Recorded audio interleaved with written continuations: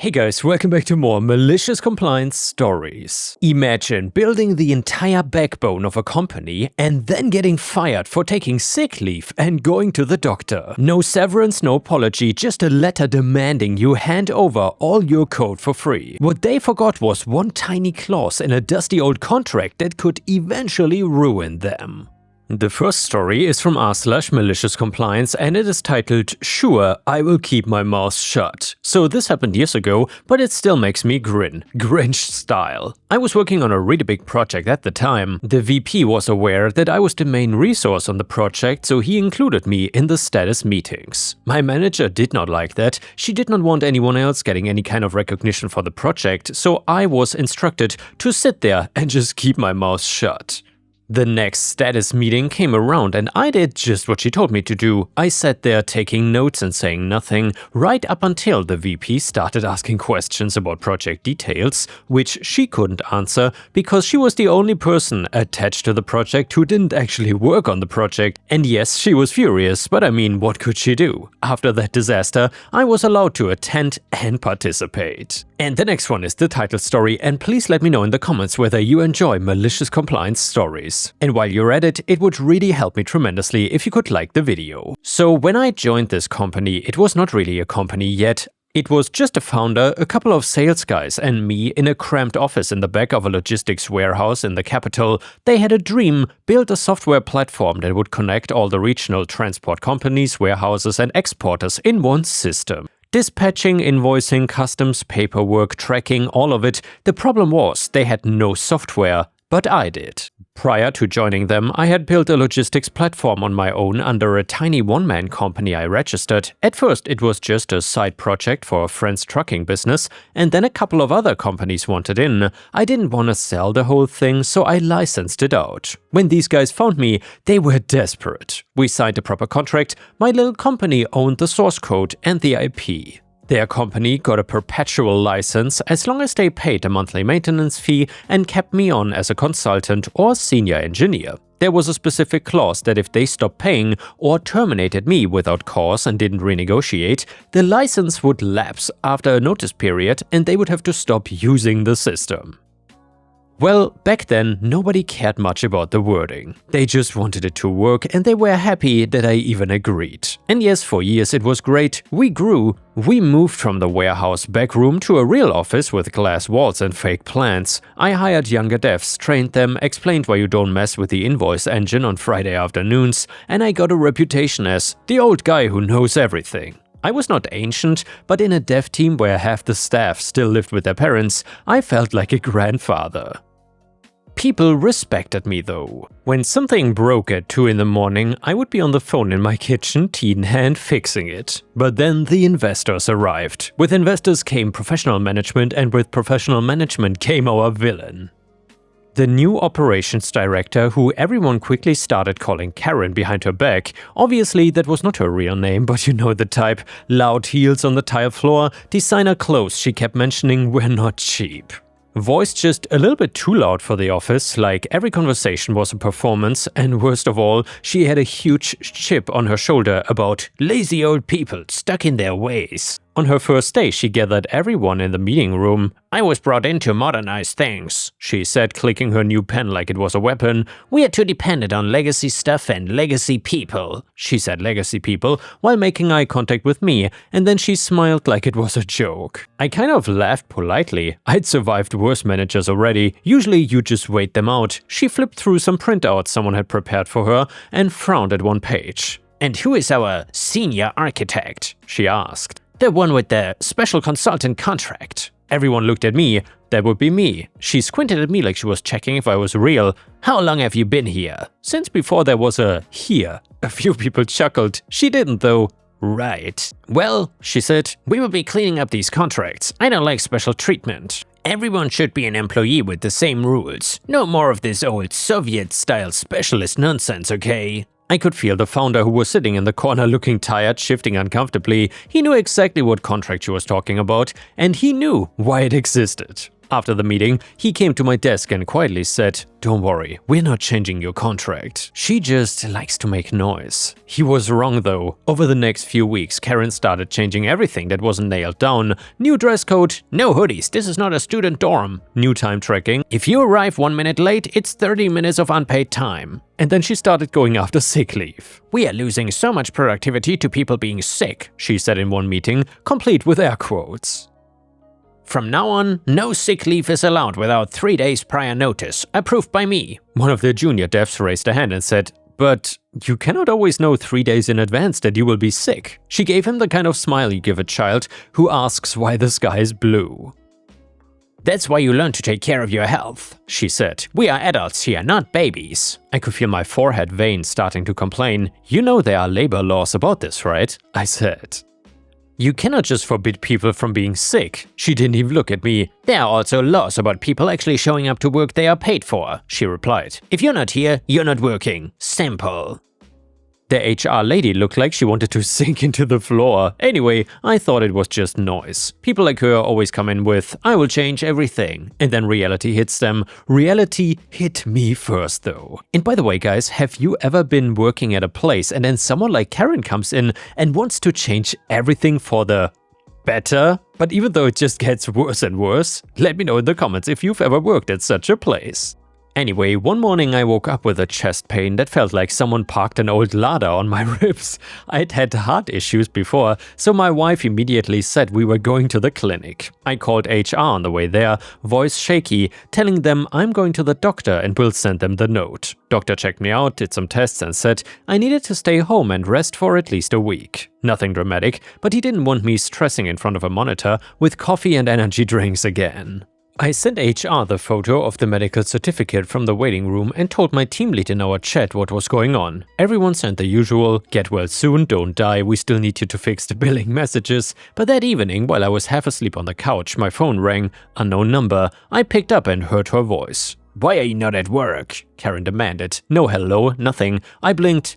Well, because I was at the cardiologist and he told me to stay home. "We have a policy about sick leave," she snapped. 3 days prior notice." I didn't know 3 days ago that my heart would decide to audition for a drum solo, I said. I sent HR the doctor's note. She made it sound like she had bitten into a lemon. "HR works for me, not for you. You're setting a bad example. All these young guys look at you and think they can just stay home whenever they feel a little tired." "I literally have a note from a cardiologist," I said. "This is not just a little tired." "You sound fine to me. You could sit in a chair and work. You seniors think the world owes you something because you're old. If you're not back in the office tomorrow, I will see it as abandonment of your job." My wife, listening from the other couch, mouthed, "What did she say?" I just shook my head. "I'm following the doctor's orders. If you want to talk about labor law, we can talk in writing. Send me an email." "Fine," she said. "But don't be surprised by the consequences. We cannot keep paying people to lie in bed." Click. I stared at the phone for a while. I was angry, but also weirdly calm. I'd seen enough bad managers to know that replying in anger never helped, so I wrote an email summarizing the conversation, attached the doctor's note and CC'd HR and the founder. "I will obey my doctor's orders and stay home for the prescribed period," I wrote. "I'm available by phone for emergencies as long as it doesn't go against his instructions." I pressed send, made some tea, and tried not to think about work. 2 days later, a courier showed up at my door with a letter. Termination notice. The letter stated that I had abandoned my duties and refused to obey reasonable management instructions, and that my employment was terminated for cause effective immediately. They froze my accounts, took away my access, the whole package. There was a second letter asking me to immediately hand over all company property, including source code and any intellectual property developed during my employment, and to confirm in writing that all rights to the software belong exclusively to the company. My wife read it twice and her face just got redder. "They cannot do this, can they?" she asked, and I read it again, feeling more tired than angry now. Then I opened the drawer where I kept my old contracts and pulled out the original one, the one everyone had forgotten about. I read the clause that I had negotiated years ago, the one no one cared about because we were all friends back then. In the event that the licensee terminates the consultant work without cause or fails to pay the agreed maintenance fees for a period exceeding 30 days, the license to use the software shall automatically automatically terminate upon written notice by the licensor. Upon termination, the licensee agrees to cease all use of the software and any derivative works unless a new agreement is reached with the licensor. I read it about 5 times. So basically, they had just fired me for cause for taking sick leave because Karen decided that ignoring labor law was a reasonable management instruction, but in any actual legal sense that was not cause. And they had quietly stopped paying the maintenance fee a while ago because Karen decided, "We don't pay for things we already own." I had let that slide for a bit because I didn't want to fight with the founder. I'd reminded accounting once or twice, but it was always, "Next month, sorry." Now suddenly, I was abandoning my job. My wife looked over my shoulder at the contract. "So what does this mean?" she asked. "It means," I said slowly, "that if I want to be petty, I can end their license to the software completely." "You can?" "I'm the licensor," I said. "The code lives on my server. The repo they use is a mirror. All their environments use license keys issued by my system. I have never transferred ownership of the code itself. They've been using it under license for years." My wife raised an eyebrow. "And what are you gonna do?" At that moment, my phone buzzed. It was an email from HR saying, "We require you to sign the attached document confirming that all intellectual property developed during your employment belongs to the company. Please return it by tomorrow." The attached document basically tried to rewrite history and force me to sign everything to them for free as part of my exit. That is when the idea walked in. It pulled up a chair and made itself comfortable. I remembered Karen's voice. "If you're not back in the office tomorrow, I will see it as abandonment of your job." She had given me an ultimatum and I'd complied with my doctor's orders instead of hers, and now they wanted me to comply by giving up my IP for free. She wanted everything neat and simple. Fine, I would comply, literally. I poured myself a fresh tea, sat down at my laptop and started writing emails. Not angry emails, not threats, just compliance. So first I replied to HR CCing the founder and the investors. "Dear HR, thank you for your message and the attached document. As per our existing consultant and license agreement dated this date, intellectual property rights to the software remain with my company and the client has a license to use it under the terms of that agreement. So therefore, I cannot sign a document that contradicts an existing contract without proper negotiation and compensation. However, I will of course comply fully with all existing contractual obligations and follow the exit procedures outlined therein. Best regards, OP." Then I drafted another email more formal from my little company's email address.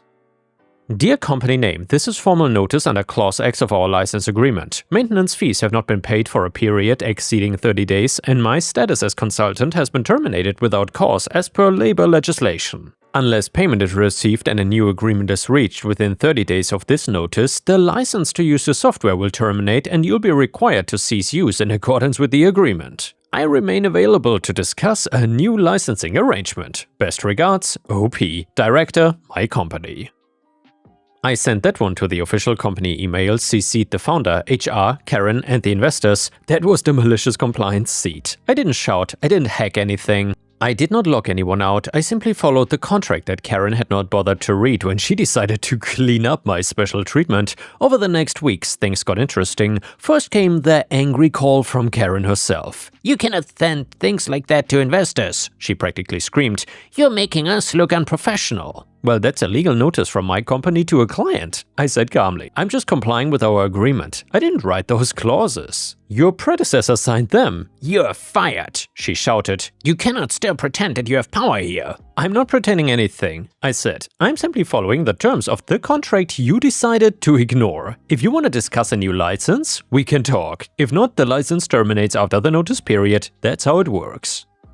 "You are blackmailing us," she hissed. "I'm enforcing a contract," I replied. "If you think it's illegal, feel free to talk to your lawyers." She then hung up. Then the founder called me, sounding exhausted. "Why are you doing this?" he asked. "I'm not the one who fired me for going to the doctor," I said. "I sent reminders about the unpaid invoices and nobody listened. Now I'm just following the steps in the contract." He sighed. "Can't you just let it go?" "I could," I said. "But then what? I get fired for being sick, lose my IP, and they keep using my software for free? If you want to buy out the code or sign a new license, we can talk."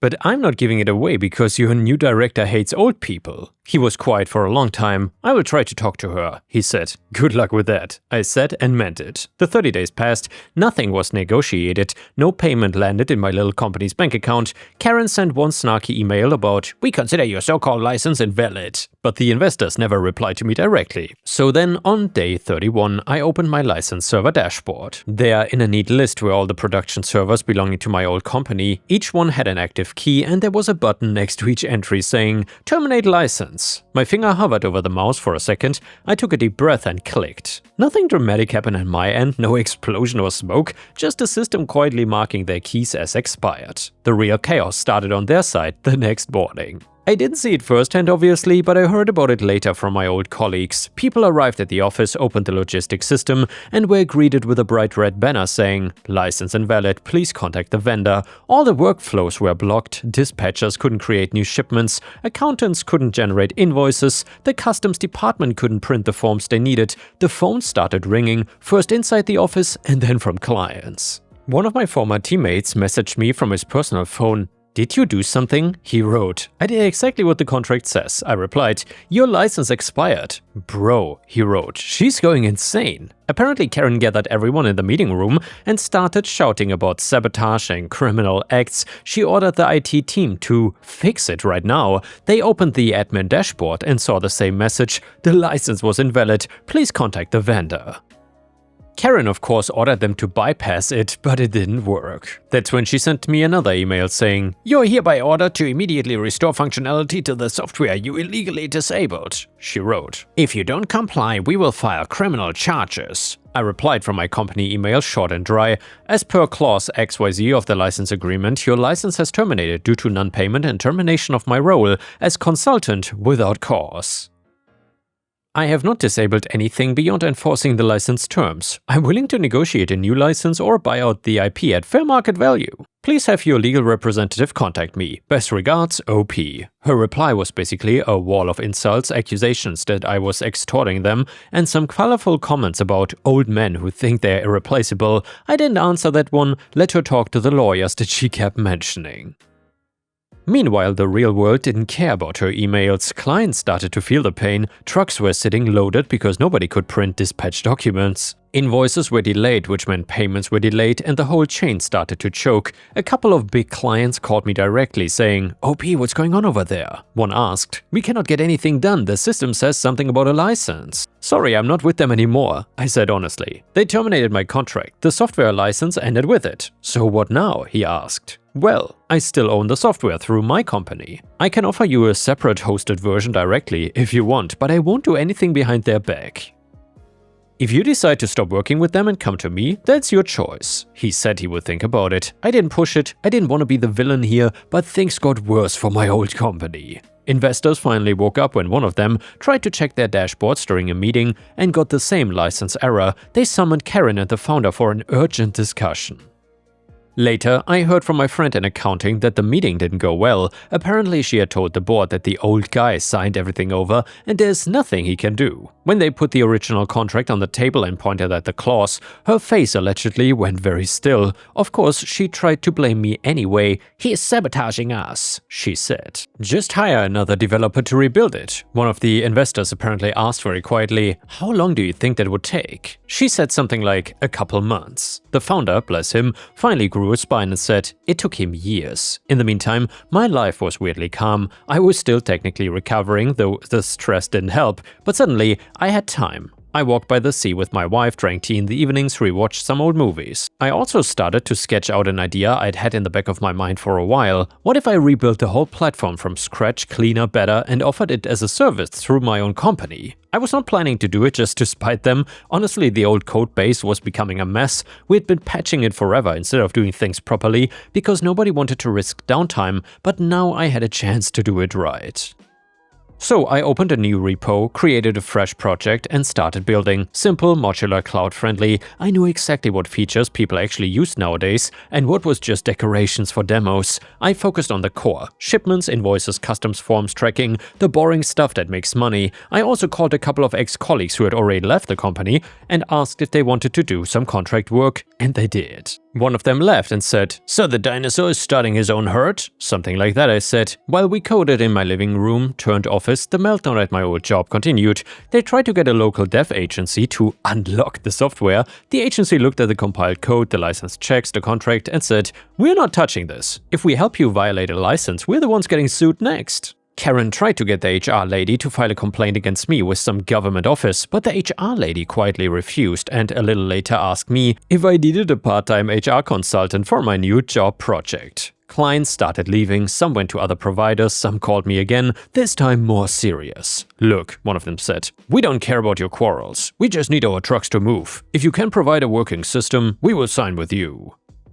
And I repeated my line, I won't poach, but if they choose to switch, I won't say no. They decided to switch. The moment they sent termination letters to my old company, I knew there was no way back for them. Their entire value proposition was the software. Without that, they were just a bunch of people in an office with nothing to sell. The investors panicked. One evening, I got an email directly from one of them. "OP, we would like to discuss a potential acquisition of your IP or a new licensing agreement. Can we meet?" We actually met at a cafe. He looked tired and more polite than anyone from that company had been in a long time. "We were not aware of the specific terms of your contract," he said. "If we had known, we would not have allowed HR to send those letters." "I sent reminders," I said. "Nobody listened," he nodded. "What would it take for you to reinstate the license?" he asked. "Honestly?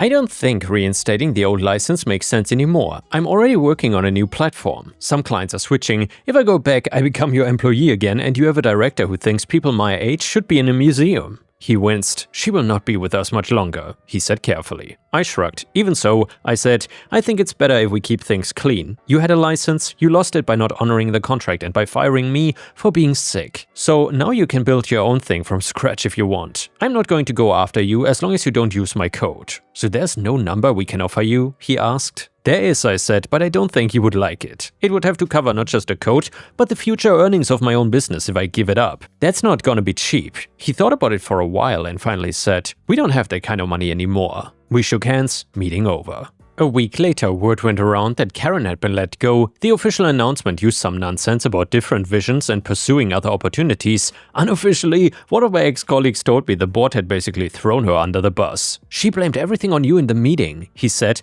but the investors asked a simple question. Who decided to fire the person who wrote the system we depend on? And she didn't have a good answer. "Did the founder say anything?" I asked. "He tried to defend you a bit," my colleague said, "but they were also angry at him for not telling them how important you were. Anyway, she is gone. She left the office like someone stole her heels." I thought I would feel more triumphant, but mostly, I just felt done. The real revenge was not her losing her job, it was the simple fact that she had tried to erase me and discovered that the so-called old dinosaur was the one holding up the building. And yeah, the company tried to limp along for a while. They hired some freelancers to build the basic system. It sort of worked, but it was slow and buggy, and by then most of the good clients had moved on. A couple went to competitors, a couple came to me, and at some point the company shut their doors for good. My little company grew, we rented a small office, and I hired two of my favorite ex-staffs full-time. We kept it simple, no fancy titles, no loud heels on tile floors. I wrote a sick leave policy that basically said, if you're sick, stay home, we will figure it out. In the end, the software that defined their business walked out the door with the so-called old dinosaur, and when they tried to pretend that it didn't matter, reality hit them harder than any revenge I could have ever planned. Their company went dark, mine turned on the lights. Edit, I forgot to mention, this story took place in Azerbaijan. Some of the comments here were slightly confused by a few things, and well, what can I say? This country is screwed up. I have no words. Edit number 2. After the license died, they tried to limp along on spreadsheets and a half-baked temporary system, a cheap agency cobbled together. Dispatchers went back to WhatsApp, Excel and phone calls. Mistakes multiplied. Trucks got stuck at customs because forms were wrong or late. Two of their biggest clients triggered penalty clauses in their contracts after missed delivery SLAs and quietly moved all business elsewhere within a couple months. Cash flow also dried up fast. Investors refused to pour in more money just to patch a leaking ship, especially once they realized how much it would cost to rebuild a real platform from scratch. Their reputation in the market tanked. They finally tried one last round of layoffs and salary delays to buy time, which only pushed the remaining good staff to quit. Finally though, they filed for bankruptcy. By then, most of their former clients were already using either my system or a competitor's. And the next one is a story from r/maliciouscompliance, which is titled, You've been randomly selected. And by the way, if you enjoy the malicious compliance stories, please don't forget to post some star emojis in the comments if you want to support me. So this happened about 3 years ago while going through an airport in the USA. I walked through the metal detector, something must have beeped and they needed to pat me down. After a thorough pat down, I put my shoes on and started to walk over to grab my bag. A TSA agent stops me and says, "You've been randomly selected, please step into the body scanner." I was polite but said that I really didn't want to get into the body scanner and asked if there was another way. The agent said that I could get a pat down. I said, well, I just got a pat down, so they angrily told me to pick an option. So I took 2 steps backwards to the woman who had patted me down 30 seconds ago and spread them again. While she was patting me down, I asked her if she found anything new, and she stared daggers at me, but then let me go. And the next one is of course also from r/maliciouscompliance, and it is titled Account Closing Fee. Okay then, leave my account open forever. A long time ago, I worked at a company that gave me a retirement account through Fidelity. I eventually changed jobs to a different company that provided a retirement account through another provider, so I call up Fidelity to roll my old account funds into my new one. Fidelity can do that for me, but there's a $50 account closing fee. Why do they have an account closing fee? Well, because F me, that's why. I tried to be clever and say, leave $1 in the account, but they require a $50 minimum in case you want to close at a later date, so cue my malicious compliance. Okay, roll over all my funds except for $50. Keep the account open, send me quarterly updates on my $50, invest it, make it grow. So I now have a tradition once a year. I call Fidelity to transfer over all but $50 of my account balance,